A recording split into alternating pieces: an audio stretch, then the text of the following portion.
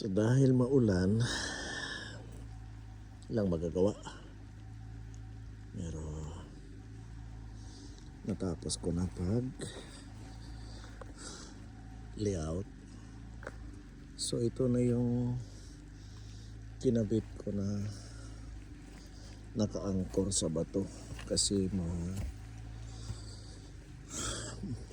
daming bato, mabato itong lugar na to. Solid talaga yan. Tingnan nyo ang lalaki.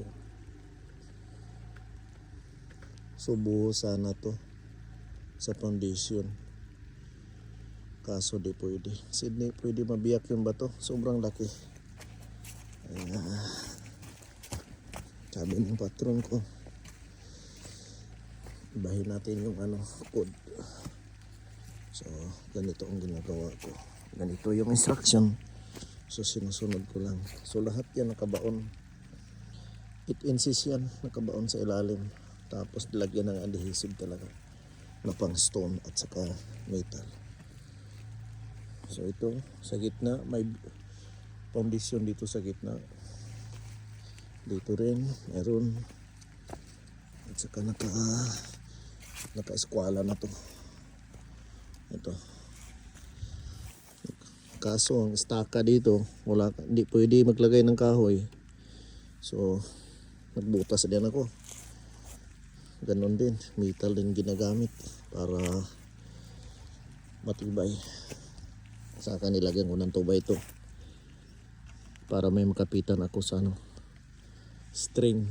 So talagang tuwid talaga yan papunta doon. Ito yung guide ko paglagay ng insulation.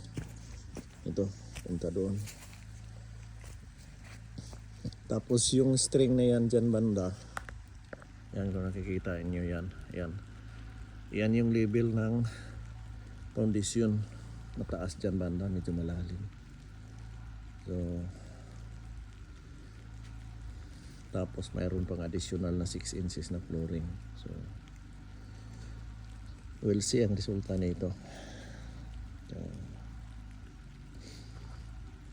God bless. Dahil maulan ngayon, tago-tago muna kami. Thank you pala sa patron ko, sa tao patron. Napakabait na patron na nakilala ko. So shout out sa iyo. Thank you sa binigay mong trabaho. So ito, naka-angkol talaga yun. Hindi pwedeng hindi at saka pareho yung level yan para sa foundation. Tsaka yung lapad nito is 45 by 25. Let's see na resulta nito pag natapos. Ganun lang ang buhay. Oops. Let's see.